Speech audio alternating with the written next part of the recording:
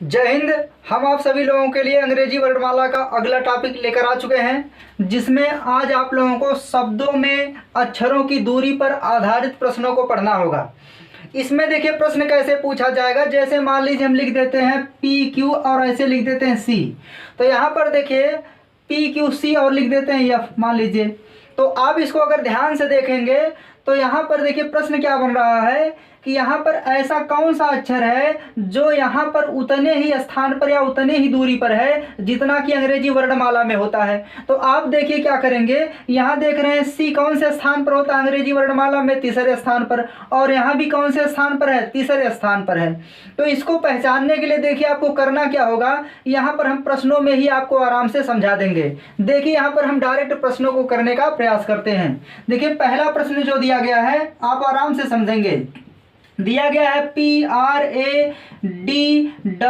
और क्या दिया है, P दिया है। अब आपको देखिए करना क्या है, ऐसे प्रश्नों को हल करने के लिए देखिए प्रश्न क्या है, निम्न प्रश्नों में दिए गए शब्दों में ऐसे कितने अक्षर हैं जिनमें से प्रत्येक शब्द के प्रारंभ से उतनी ही दूर है जितना कि अंग्रेजी वर्णमाला में होता है। जैसे हम अभी बताए हैं कि जो सी था वह कौन से स्थान पर था, तीसरे स्थान पर था, और यहाँ भी तीसरे स्थान पर था। ऐसे ही देखिए अब इसको लगाना कैसे है, यहाँ पर देखिए आप क्या करेंगे, एक तो इसका वास्तविक क्रम लिख देंगे जो वर्णमाला का होता है। तो आप क्या करेंगे, ऊपर वर्णमाला क्रम लिख देंगे और नीचे यहाँ पर जो है यहाँ जो संख्याओं का क्रम उसको लिख देंगे। तो देखिए हम नोट करते हैं और एक ही प्रश्न में आपको समझ में आ जाएगा। तो यहाँ देखिए हम नोट कर देते हैं वर्णमाला क्रम। यहाँ पर कौन सा क्रम लिख देते हैं, ऊपर वर्णमाला क्रम, और नीचे लिख देते हैं यहाँ पर स्थान क्रम। यहाँ पर क्या लिख देते हैं, स्थान क्रम लिख देते हैं। अब अगर आप ध्यान से देख रहे होंगे तो P का यहाँ पर कौन सा स्थान है, पहला, R का दूसरा, A का तीसरा, D का चौथा, E का पांचवा, यहाँ पर E का छठवां और यहाँ पर P का सातवां है। अब आप क्या करेंगे, इनके वर्णमाला के कोडों को लिख देंगे तो अपने आप क्लियर हो जाएगा कि उसका स्थान कौन सा है और वर्णमाला में क्रम कौन सा है। तो P का कौन सा होता है, 16वां। तो देखिए P क्या 16वां स्थान पर होता है, नहीं, इसलिए यह नहीं हो सकता है। R कौन से स्थान पर होता है, 18वां। A का 1 होता है, D का 4 होता है, E का 5 होता है, E का 5 होता है और P का क्या है, 16 होता है। तो देखिए बड़ा आसान होता है इसको हल करना।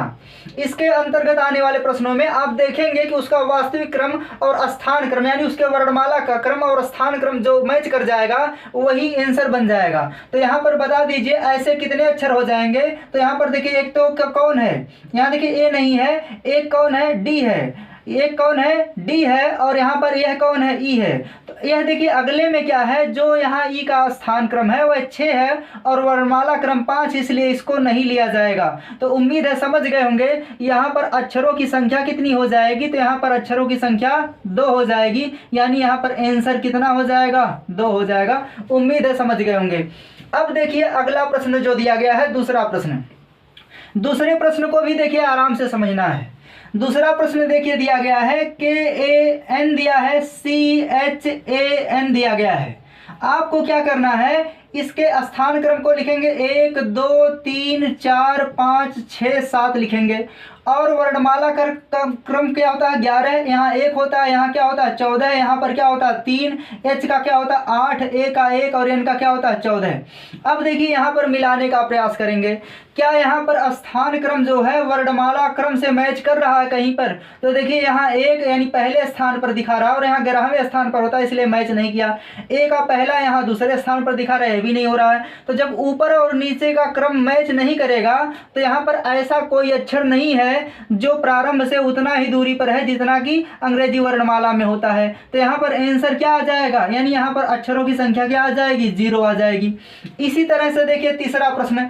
तीसरा प्रश्न देखिए क्या दिया गया है, एक बार आप इसको नोट कर लेंगे। देखिए तीसरा प्रश्न दिया गया है BLACK।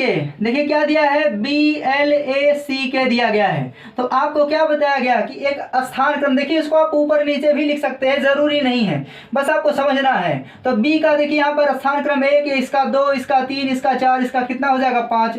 अब आप क्या करेंगे, इनके वास्तविक क्रमों को लिखेंगे। तो B का कोड कितना होता है, 2 होता है, यल का कितना देखिए होता है, यल का वर्णमाला कोड कितना होता है 12 होता है, ए का कितना होता है 1, सी का 3 और के का कितना होता है 11 होता है। अगर आप यहाँ पर मिलाएंगे तो बताइए क्या यहाँ पर वर्णमाला क्रम और स्थान क्रम आपस में मैच कर रहे हैं? तो नहीं मैच कर रहे हैं, इसलिए यहाँ पर भी कोई ऐसा अक्षर नहीं होगा। तो यहाँ पर भी आंसर क्या हो जाएगा? तो यहाँ आंसर हो जाएगा 0। चलिए अगला प्रश्न समझिए।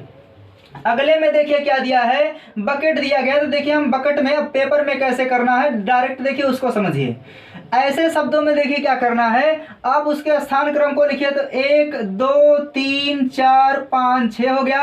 अब इसकी कोडिंग कर दीजिए। तो बी का कोड 2, यू का 21 होता है, सी का 3 होता है, के का 11 होता है, ई का 5 होता है और टी का कितना होता है 20 होता है। अब आप देखेंगे कि यहाँ पर देखिए सी का जो है स्थान कौन सा होता है? तो सी का स्थान 3 और यहाँ पर वर्णमाला में भी 3 आ रहा है।